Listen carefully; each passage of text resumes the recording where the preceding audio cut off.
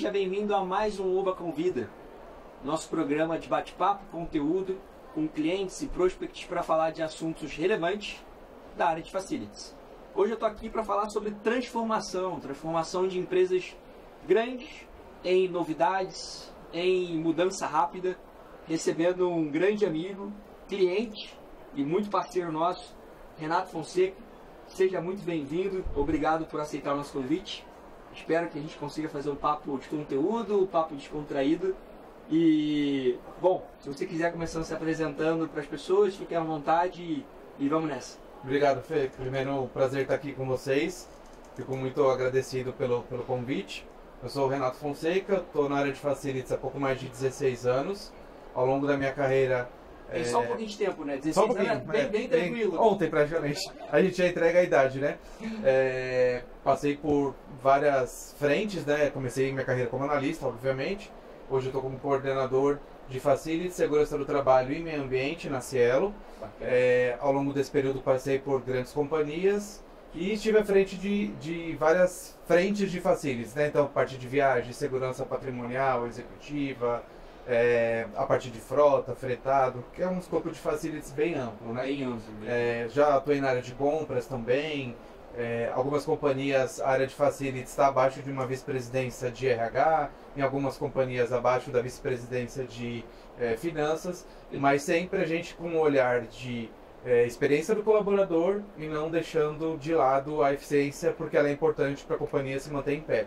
Né? Então a gente não pode... Eficiência é sempre a palavra no final do dia. Sim, e dos dois lados, né? Porque a gente também tem que ter um escritório ali eficiente, prazeroso, gostoso para o colaborador querer estar lá, né?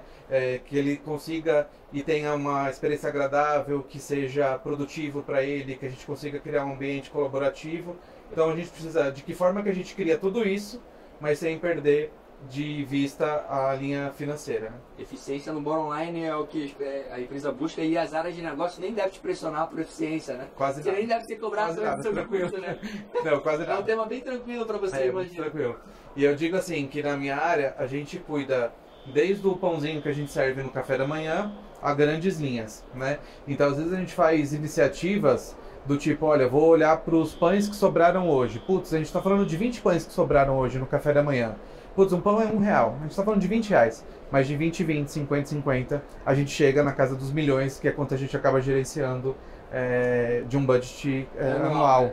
Então, assim, que passa de alguns milhões.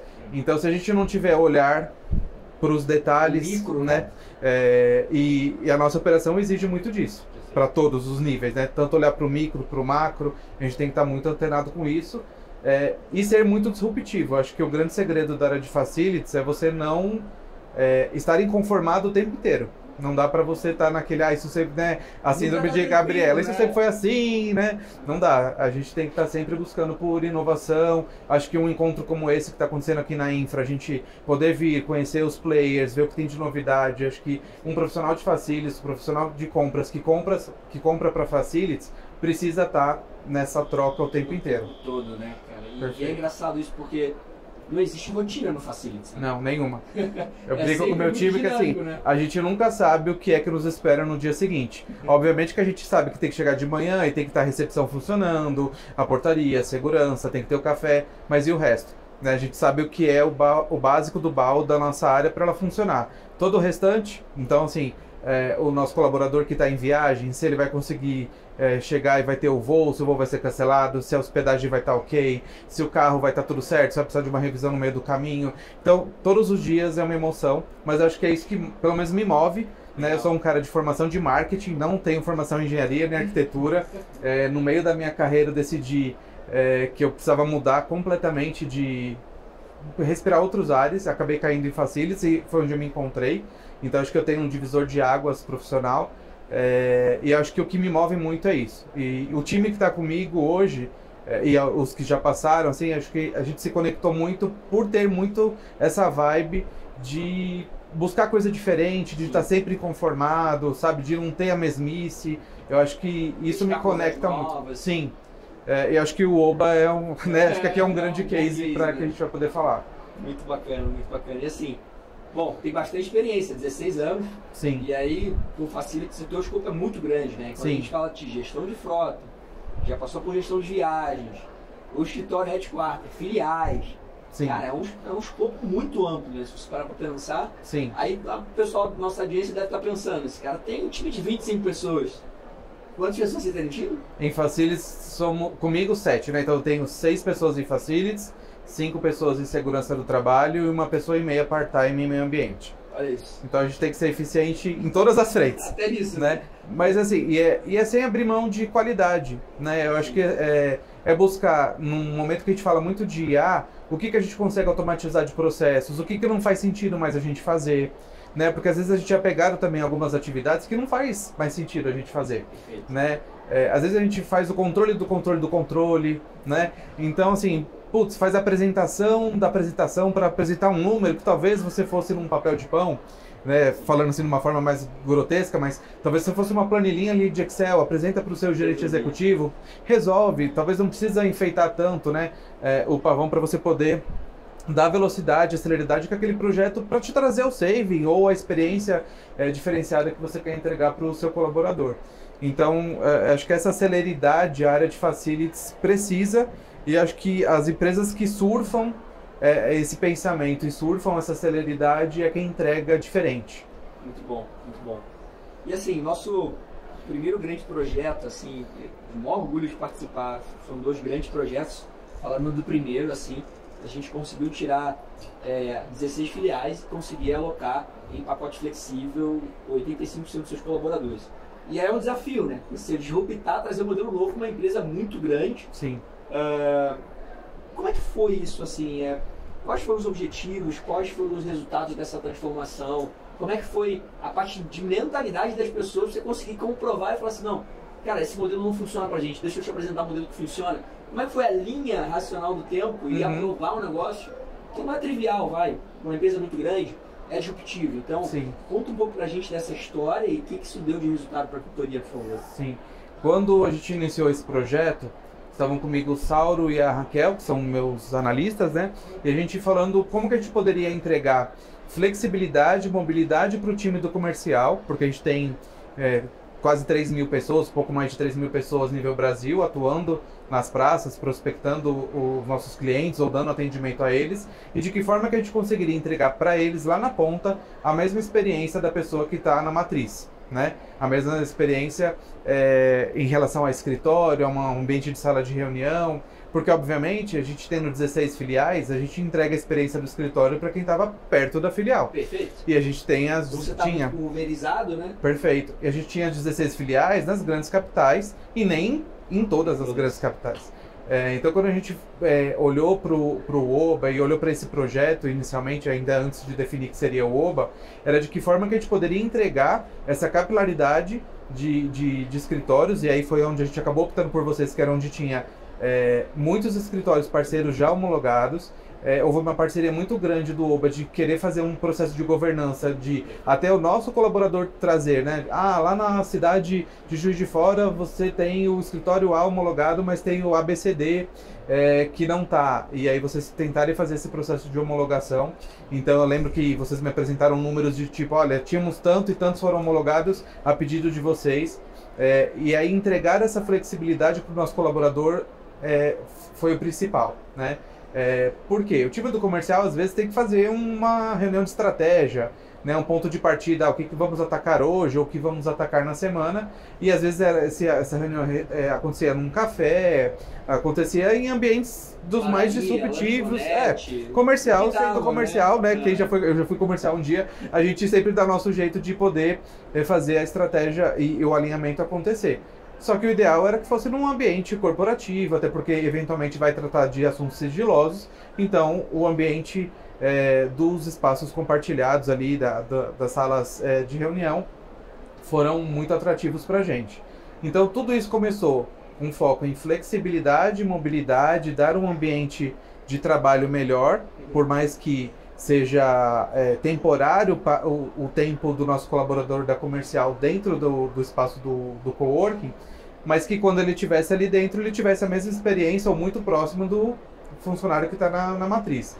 E aí depois disso, e foi consequência do nosso projeto, a gente teve a grata surpresa que a gente conseguiu uma eficiência financeira, que daí é a parte boa, né? É a parte é que... o online, que a empresa olha, né? Olha, não era o princípio de tudo, né? O princípio de tudo foi sempre a gente olhar para as pessoas de forma que a gente consegue potencializar a comercial lá na frente, dando ferramentas de trabalho para que ela desenvolva o trabalho dela ali com excelência e para o nosso cliente também ter essa percepção profissional do nosso trabalho. E, consequentemente, conseguimos colher frutos de um número a médio prazo. No final do dia. Isso, a médio prazo, uma redução orçamentária interessante. E quando você multiplica isso pelos próximos anos, você vê que essa conta pode ser muito grande realmente. Perfeito. Então, foi muito bacana, assim, o projeto foi intenso. E aí, conectando com essa mesma pergunta, assim, foi muito acelerado, né? Depois que somou a decisão, a gente começou a buscar os lugares, e os lugares, como você falou, os nossos parceiros, os coworkings, que não estavam homologados na plataforma, mas que estava mais adequada à rota de vocês, de cada filial, de cada área comercial, a gente conseguiu trazer para a rede fazer parte desse projeto, e basicamente salas privativas dentro dos coworkings, né? Assim, muita gente não sabe, mas foram 108 salas em 45 dias. Sim. Então, assim, foi uma loucura. Assim. Se pra gente foi uma loucura, a gente, né, com muito orgulho, somos bastante a camisa, mas imagino para vocês, dentro de casa, como é que foi essa experiência? Conta um pouco pra gente, assim, os desafios, assim, de adequar a área comercial, adequar as áreas de negócio que impulsionam o resultado da companhia nesse modelo. E óbvio, né, uma vez que você implementa, você sempre vai corrigindo a rota ao longo do tempo. Né? Sim. É um projeto muito curto, implementado muito rápido. E aí, uma segunda pergunta é, como é que estão hoje essas pessoas? Elas estão adaptadas, não estão adaptadas? Foi difícil, não foi? Conta um pouquinho pra mim, por favor, Renato. Então hoje a gente roda em dois modelos, né? Porque eu tenho, vou falar em números aproximados, tá? Aproximadamente 300 equipes e eu tenho a gente está com 115, né? Começamos com 108, agora com 115. A gente está com 115 salas, então eu tenho 115 equipes que têm as suas salas próprias. E eu tenho a diferença aí para o delta dos 300, que as pessoas não têm as salas, mas elas usam, através de créditos, as salas de forma eventual, né? E aí, assim, a gente percebe um engajamento dessas pessoas diferenciado das duas, mas obviamente que parece que tem uma produção diferente para o cara que tem o check-in, check-out ali, que é um dos projetos que a gente está testando. Na sala privativa, né? Isso, porque faz o alinhamento ali diário e volta no final do dia e diz como foi a estratégia e qual foi o resultado. Isso impacta muito e a gente volta de novo, né? Parece redundância, mas a gente volta na experiência do colaborador, do quanto que ele troca ali. Por mais que a gente esteja hoje numa vibe muito de falar de trabalho remoto, mas eu sou da década de 80, né? Talvez 16 anos de experiência só em Facility, já dá pra imaginar que era por ali, né? Agora entregou. Mas eu sou um cara, por exemplo, que eu aprendo muito trocando com as pessoas, né? Esse negócio de querer me ensinar pelo Teams, eu tenho um pouco de problema, assim, eu gosto de sentar do lado, né? Anotar, mas óbvio, ligar, mas cada geração tem sua geração, tem a sua forma de aprendizado. Porém, assim, acho que a troca, o aprendizado das pessoas quando elas estão juntas, a troca de experiências, às vezes uma conversa no café, que não é um momento de aprendizado formal, você acaba aprendendo ali com as pessoas. Então, esses encontros fomentam muito isso. Eu percebo que, de repente, podem gerar negócios a gente estar dentro de um coworking, né? Assim, eu não sou da área de negócio, mas eu fico pensando aqui, porque um dia eu fui comercial, se eu tivesse dentro do coworking, se eu não abordaria as pessoas eventualmente estivessem ali, se de repente eu tiver, se eu sou de varejo e de repente eu tô ali com o time de grandes contas, se eu não tenho um cliente para indicar para varejo, grandes contas, se bem que a gente sabe que isso já flui normalmente dentro da companhia, mas normalmente os times se encontram dentro do espaço do Oba, então acho que fomenta essa relação da parceria das nossas vice-presidências que são distintas, mas são muito unidas, né? Então acho que esse projeto das salas privativas, eu digo que a gente pilotou muito a implantação, né? Porque a gente fez um piloto de 12 salas e logo depois os resultados foram muito bons, a gente já rolloutou 100 e chegamos a 115. E tenho uma expectativa de que a gente tem números prósperos para continuar expandindo. Foi um projeto assim, a gente fala desse case para muita gente, porque foi um projeto gratificante mesmo, assim. A gente testou a nossa capacidade de entrega. Sim. E a gente entregava 3 salas por dia. Assim. Foi um negócio, pra gente foi um negócio muito, muito grande para testar e pra gente conseguir, de fato, ver valor, para que o cliente veja valor, não só na experiência do colaborador, também não só na eficiência, lá no online, o resultado da companhia, quando eu entreguei um save legal, mas como é que está a produtividade desse colaborador, né? Sim, tem um ponto até que acho que é importante a gente ressaltar, que foi o cuidado que a gente teve, e isso a gente estava até comentando há pouco, não tem uma linha de chegada, né? Mas a gente olhar sempre para o escritório assim, qual é a sala que eu vou escolher como privativa? Ela tem os mobiliários dentro da ergonomia, obviamente que isso sempre está na pauta, né? Perfeito. Mas a gente sabe que uma sala de reunião, ela é um ambiente transitório, não necessariamente ela tem que estar à risca com os itens de ergonomia. Ela pode ter uma cadeira mais descoladinha, que às vezes não tem todas as regulagens, mas ela é um ambiente de uma sala... De uma transição rápida. Às vezes pode ser uma sala de call com 2, 3 sofás que não tem uma ergonomia de uma estação de trabalho, e nem precisa.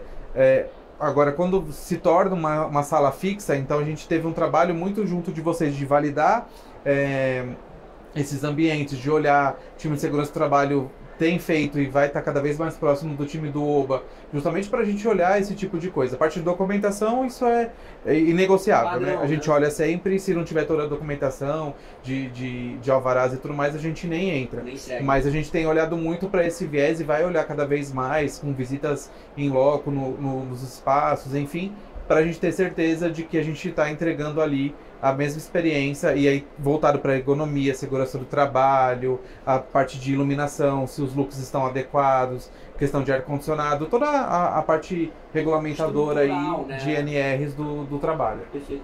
E uma coisa que me chamou bastante atenção é que as localidades precisavam ser perto ou dentro da própria rota de cada sala, de cada Perfeito. equipe comercial.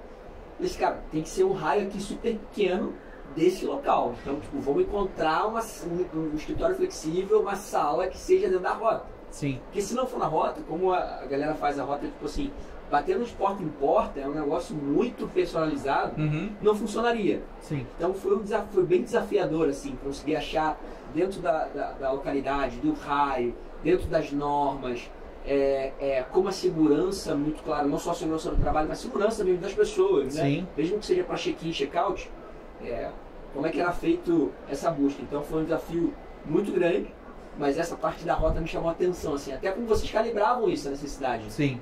Então pra gente foi uma aula na área comercial de vocês, não, tem que ser nessa rota aqui, no máximo até X metros, para poder dizer que a gente vai ser mais produtivo. Tudo pensando na experiência do colaborador. Quanto ele vai andar menos e fazer mais. Perfeito. Ainda na parte de eficiência, não só monetária, mas eficiência, cuidando ali da rota dele. Né? Sim, acho que eficiência até da agenda, né? Da isso. agenda da rota, de que forma que ele consegue ser mais produtivo, atendendo mais cliente, ou tendo mais tempo para ficar com o cliente, ao invés de ficar em deslocamento. Isso foi muito bacana. E aí, tem uma parte aí, não somente de escritório, flexível e tudo mais. Em 2022 a Cielo foi certificada pelo selo Guia de Rodas, até comentando recentemente, assim. Vai ter reconhecimento de inclusão dos PCDs. Eu queria que você trouxesse um pouquinho desse desafio de conseguir manter um ambiente adequado para todo mundo, né? Porque assim, Cielo é muito grande, os headquarters são gigantescos, vários andares e tal. Existe uma mobilidade necessária para você fazer essas adequações. Sim. E aí, quando você fala de especialista, tem um leque, né, para a gente conseguir adequar. Como é que vocês enxergam isso? Como é que vocês fazem para garantir o acesso ao ambiente também prezando pela mesma experiência? Mas como é que você garante esse acesso às pessoas que são PCDs e precisa garantir a ambientação também dessa galera? Legal. Primeiro foi assim, um prazer ser certificado pelo Guia de Rodas. Para mim, acho que é uma grande chancela na minha carreira, acho que é uma chancela para a Cielo, né, que acho que é hoje um selo referência no mercado de acessibilidade. Hoje a gente está num prédio que é certificação AAA, LEED, então isso ajuda muito, porque o prédio já tem por sua natureza, desde concepção de projeto, que ele seja um prédio acessível dentro da norma 9050. Então a gente foi fazendo pequenas adequações, muito pautado obviamente no que a norma traz para a gente, mas no uso do nosso colaborador, né? Porque às vezes, eu vou citar aqui alguns exemplos, a gente tinha uma pessoa de baixa estatura desproporcional, então sei lá, a norma estabelece que é entre 80 e 1,20, posso estar enganado, tá? Mas salvo engano é entre 80 e 1,20 a área de alcance de determinadas coisas. Essa pessoa que tinha uma baixa estatura desproporcional, o 80 não atendia, por exemplo, ela alcançar a nossa garrafa de café coado. Então a gente fez uma adaptação ali para que em todas as copas, ou pelo menos 2 copas de andares distintos, a gente tivesse um purificador de água e uma garrafa de café coado numa prateleira abaixo dos 80 para que ela tivesse que acessar. A norma diz isso? Não diz, mas a gente faz porque esse é o direcionamento do guia de rodas e é o direcionamento do que a gente entende como ser acessível. É tentar ou buscar estar acessível para todas as pessoas e não para o público A, B ou C. Né? A gente precisa tentar incluir o máximo de pessoas possíveis ali. E mais do que as barreiras físicas ou as barreiras de layout, que isso a gente tem as normas para amparar, um dos apelos muito forte do guia de rodas, do selo guia de rodas e da Cielo, e é em parceria, até porque isso é uma exigência do guia de rodas para certificação, é um treinamento atitudinal do colaborador da Cielo para saber como se comportar com o PCD, né? De que forma que a gente aborda. Então, por exemplo, a gente tem um deficiente visual, pega no braço do cara, a gente sabe que não é assim, a gente pergunta se ele quer ajuda, a gente nunca pega no braço dele, ele pega no nosso. Por mais que pareçam ser dicas simples, tem gente que não sabe, Sim. né? E ainda mais hoje que a gente precisa sempre perguntar para a pessoa se ela quer a nossa ajuda. A gente Exatamente. Também não pode ser invasivo e sair achando que a gente está ajudando, às vezes a gente não está ajudando. Às vezes a gente até quer ajudar, vai numa boa intenção, mas Perfeito. Acaba invadindo espaço. Sim. Sabe, e muito toque, né? O toque hoje é uma coisa bem complicada, acho que é bem delicado. Então, o treinamento atitudinal aborda uma amplitude de temas, é muito legal. A gente fez esse treinamento atitudinal não na ferramenta do guia de rodas, mas de forma presencial para todos os terceiros da Cielo, porque no fim eles ocupam os escritórios também, né? Então por mais que não fosse uma exigência, então a gente embarcou até os terceiros de que forma que eles deveriam se portar com os PCDs que estivessem embarcados na nossa companhia. E é o que eu falo muito para o Bruno, que é um dos fundadores lá do Guia de Rodas, é que a certificação, ela não é uma linha de chegada. A gente certificou, mas não tem linha de chegada. Todos os anos a gente precisa fazer a manutenção, as novas adequações, as novas necessidades, porque todos os anos entram novas pessoas e as necessidades mudam, ainda bem, né? Porque Sim, as pessoas mudam e a gente vai adequando e vai entrando gente nova na companhia. E os layouts, os mobiliários vão mudando, os equipamentos vão mudando, enfim. Adaptabilidade é o nome do jogo. Perfeito. No dia, né? Sim. Você precisa se adaptar. E aí, mais que um desafio, já virou padrão, facilita se adequar e se adaptar às necessidades das áreas de negócio da companhia como um todo. Sim. E assim, você estava comentando, né? Existe a norma, mas por que eu vou fazer só a norma? Se eu quiser fazer só a norma, eu vou cumprir só a tabela? Não, eu quero fazer um negócio diferente. Uhum. Né? E como é que é para vocês, assim, a parte de escutativa do PCD, como é que você adequa? Óbvio que no dia a dia você consegue enxergar muita coisa, estando presencial, né? Você consegue ver bastante coisa desse público, mas existe uma intencionalidade no final do dia para ouvir essa galera, tipo, entender como é melhor. Sim. Você falou, a gente quer ajudar, às vezes a gente acaba atrapalhando. Então ter esse treinamento, isso Sim. é comum na companhia, como é que funciona essa parte? Essa parte não está sob minha gestão, mas tem os grupos de afinidade dentro da Cielo. Bacana. Mas a minha área é uma área que precisa frequentar o grupo de afinidade, ou é convidado a frequentar o grupo de afinidade para fazer a escuta, apesar que muito da necessidade vem ou do próprio usuário, que se sente super à vontade de nos procurar para trazer a necessidade. Alguns vêm pelo grupo de afinidade, outros vêm pelas próprias BPs de RH, né? Então, por exemplo, eu posso dar um exemplo aqui de uma pessoa PCD que trouxe um usuário de fretado, que trouxe uma necessidade de uma adequação da linha, para que ele, no ponto onde ele embarcava, a altura da guia, daquele lugar onde foi definido o ponto pela empresa de fretado, ela era um pouco mais elevada do que 500 metros à frente. Isso não ia mudar nada na rota, mas ia mudar tudo na vida do cara. E aí a gente foi lá e adequou. Legal. Então, assim, ter esse cuidado, né? E aí não é só falar bonito, né? A gente ouve todas as pessoas, a gente está acessível, a gente é uma empresa que inclui. É a gente ter nesse momento o cuidado de olhar e falar, nossa, dá pra gente fazer. Não é só simples, né? E assim, às vezes não envolve custo. Né? Acho que antes da gente dizer não, é sempre a gente ir lá e olhar assim, independente do custo. Óbvio que o custo também, às vezes, é importante numa decisão. Nessas a gente sempre procura olhar primeiro a demanda antes do custo. para de que forma que a gente consegue proporcionar a mesma experiência, o mesmo ir e vir, por mais que não seja o mesmo ir e vir, mas de que forma que a gente minimiza o desconforto ou a dificuldade de chegar até lá.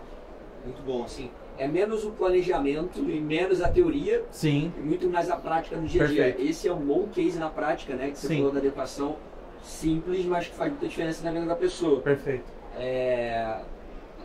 Realmente assim, a gente para pra pensar no dia a dia, a gente não, às vezes não percebe. Sim. Que pra gente é tão natural, né? Mas e pra pessoa que tá lá passando pela aquela dificuldade no dia a dia, necessidade, eu imagino que deva ser muito gratificante alguém parar, olhar e falar assim, não, vamos adequar porque isso pra você é importante, isso pra gente também é como companhia. Olha que forte isso, né? É legal, com certeza.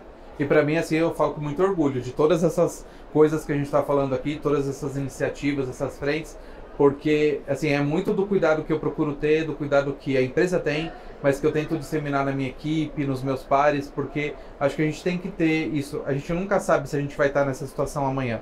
Primeiro que a gente tem que fazer porque a gente tem que fazer. E depois porque a gente um dia pode estar lá. Ainda que seja numa deficiência transitória. A gente pode quebrar a perna, a nossa esposa, nossa mãe, nossa irmã pode ficar grávida e ela pode precisar de algum momento, alguma adequação.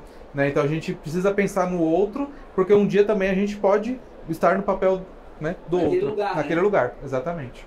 Muito bacana, excelente, bate história.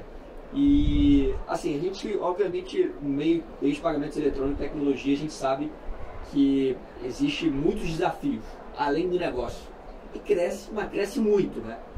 Como é que você vê de tendência assim para os próximos anos o futuro do espaço colaborativo? Como é que você acha que vai ser daqui a 5, 10 anos, por exemplo? Porque na pergunta, na Oba a gente acreditou nesse modelo flexível há alguns anos atrás, que era assim, antes da pandemia, não era nada, né, não era disseminado, não existia home office naquela época, e a gente apostava no futuro flexível, e a gente começa a colher frutos agora, pós-pandemia, etc. Então, uma nova via de futuro de trabalho. Mas queria entender do Renato, da Ciel, como é que vocês pensam daqui a 5, 10 anos? Quais os principais desafios? Como é que é o futuro do espaço do trabalho, especificamente, que vocês estão projetando nos próximos anos? Olha, falando um pouco da Cielo, a Cielo já vivia o trabalho híbrido antes da pandemia, então acho que já estava acontecendo, a pandemia veio só para acelerar e a gente foi aprendendo, e a gente está aprendendo cada dia mais de que forma que trabalhar e administrar um escritório híbrido. As pessoas também entenderem os formatos de seus trabalhos. Por exemplo, a minha área é uma área que tem que estar constantemente no escritório, quase que diariamente, segurança do trabalho. Outras áreas talvez menos, desenvolvedores talvez quase raramente ou nunca, ou para os encontros mensais das reuniões de staff e assim por diante. O que eu acho é que a gente ainda está passando por um momento de transformação. A gente nesse momento está falando muito de IA, né? Assim, o tempo inteiro falando de IA. Eu acho que cada vez eficiência no sentido de olhar para o escritório e ver se você precisa do escritório daquele tamanho, se você precisa estar naquele lugar, né? Hoje, às vezes você ficar preso a um CEP, talvez entendendo o ambiente do seu público, talvez não seja não faça mais sentido. Sei lá, você conhece onde estão os seus colaboradores. Será que faz sentido hoje você ter uma filial na Faria Lima? Só na Faria Lima, se você sabe que você tem funcionários na Zona Leste, na Zona Norte, na Zona Sul, será que você não poderia ter polos ali, hubs específicos? Obviamente que as pessoas das mesmas áreas moram em locais diferentes, mas será que não daria para ter, de repente, proporcionar essa mobilidade para as pessoas terem uma qualidade de vida diferente? Então acho que a gente ainda tem muita coisa para aprender, apesar de 5 anos aqui já pós-pandemia, né, praticamente, a gente está aprendendo muito sobre isso, mas acho que ainda vem muita novidade. Assim, eu vim muito cheio de sede para essa feira, já descobri várias coisas aqui legais. Muita coisa legal. E eu acho que esse mercado está super aquecido, assim, e a gente, os nossos profissionais de facility, precisamos estar muito ligado, e acho que colocar muito isso para o CEO, para os RHs, para o próprio time de finanças, porque às vezes a gente precisa também despender de uma grana para poder fazer acontecer alguma coisa diferente, né? Acho que a gente precisa investir para testar também. Sim, precisa investir para testar. Às vezes vai dar certo, às vezes não vai. E é curioso, assim, que eu tenho uma curiosidade para saber, do lado da empresa, do cliente, sempre como que é a linha de aprovação no final do dia, né? Qual é o racional possível? Claro, o senhor disse lá, tem que mostrar quantos resultados quer. Óbvio, essa é a resposta mais clara e óbvia que a gente poderia ter, mas a jornada de convencimento do C-Level, ela não é tão simples, né? Primeiro que ela leva tempo em alguns lugares. Sim. Pode levar 3 meses, 6 meses, 12 meses. Mas existe uma parte da confiança na liderança que está fazendo um projeto diferente para conseguir aprovar um negócio que é disruptivo. Como é que é isso para você? Como é que você lidar com essa jornada de aprovação, esse relacionamento com o C-Level? Você que é um cara bem direto, descontraído, todo mundo já te conhece, mas como é que é esse papel, dessa linha, do início do projeto até a aprovação do teste, do piloto, aí depois a expansão, aí depois volta para ver o número de novo, e esse ciclo ele é bem longo normalmente. Sim. Então, conta um pouco pra gente como é que é isso para você. Olha, eu acho que aqui é um mix de várias coisas, assim. Primeiro, da maturidade que você tem que ter ali na cadeira para você estar falando sobre a matéria que você está falando, né? Acho que isso pesa muito. Depois, acho que você tem que ter dados e fatos que te sustentem na sua fala, né? Eu tenho uma liderança que é muito aberta a escutar e ser provocada constantemente para a gente mudar. E não é só mudar por mudar, é mudar com propósito. Então eu tenho uma liderança que me instiga muito a agir desta forma. Então acho que nossa, cara, assim, graças a Deus. Então, assim, é muito bom ter os líderes que eu tenho, porque a gente tem essa abertura. Poder discordar, eu acho que a gente poder discordar um do outro na bola, cara, é ótimo. Você poder falar pro seu C-Level que, cara, você tá equivocado, por mais, e eu respeito, né? Sim. Mas a gente deveria ir por aqui, e óbvio, no fim, a decisão sempre é da companhia por algum propósito, por algum motivo, seja lá ele qual for, financeiro, de estratégia, mas acho que a gente poder ter esse diálogo aberto é muito construtivo, e a gente consegue emplacar vários projetos, né, na Cielo. Mas eu acho que é isso, assim, é você conhecer a matéria, ter dados e fatos. Eu digo assim, a gente, quando começou a retomada do escritório, lá no final de 2021, comecinho de 2022, retomava e suspendia, aí o Covid apertava, ficava em casa, aí voltava de novo, não sei o quê. Então, assim, a gente tinha uma ocupação de escritório de terças e quintas. Segunda, quarta e sexta era horrível. Depois começou a aumentar. Hoje a gente tem terças, quartas e quintas, o escritório praticamente full ocupado. E segundas e sextas, quase nos 50% de ocupação dele. Isso a gente aprendeu. E a gente aprendeu que as pessoas também querem ir para o escritório. Talvez as pessoas no começo tinham um pouco daquilo, putz, quero ficar em casa, o trânsito aqui, mas talvez as pessoas estejam se cansando de só ficar em casa. Ir uma vez por semana, uma vez por quinzena, ou as 2 vezes por semana, como a política que está instituída hoje lá na Cielo do trabalho presencial, mas os números não mentem. Eu acho que um pouco disso sustenta quando a gente vai levar qualquer projeto que eu vou tentar emplacar para a matriz, por exemplo. Por que nós vamos fazer esse projeto aqui? Então eu levo os números das nossas ocupações, como que está a frequência dos colaboradores, quem são os colaboradores, então eu consigo saber ali na persona, de que área que quantas vezes por semana, por mês, enfim. Então, acho que Analytics, né? Sim. Que também está muito em alta a gente falar de Analytics, acho que isso ajuda muito o cara de Facilities também a defender seus projetos. Então assim, o número é super importante, provar por A mais B, que o número é importante, mas tem toda a outra parte que é não numérica, né? Que é o conhecimento, que você perguntou muito bem, a propriedade para falar sobre aquele tema e direcionar. Mas conhecer a empresa também é muito importante, né? Conhecer o modelo da empresa, como é que ela pensa, para onde ela quer ir, os objetivos estratégicos. Acho que isso tudo deve ajudar e facilitar no direcionamento ali das decisões. Renato, assim, esse foi o nosso papo. Muitíssimo obrigado. Eu acho que foi super tranquilo, leve, descontraído, como tem que ser, o jeito louco que a gente acredita. Portas abertas, sempre que você quiser, o espaço é seu. Obrigado. Muito obrigado por compartilhar não só a sua experiência de carreira, sua experiência na Cielo e, cara, muito obrigado pela parceria e canal aberto que a gente tem. Eu acho que isso é o alicerce, é a base ali da relação, isso pra gente é muito importante, a gente sabe que pode sempre contar contigo. Sim. O Gustavo também sabe que pode contar contigo e Oa sempre que você precisar, então portas abertas, mais uma vez, muito obrigado pela sua participação aqui no Oba comigo. Com certeza, obrigado a vocês pelo convite. Muito obrigado. Pessoal, siga a gente para mais conteúdo, mais o Oba Convida, os próximos também, assim como esse, serão de grande qualidade. Fique atento para as próximas conversas. Um abraço e até mais. Tchau, tchau.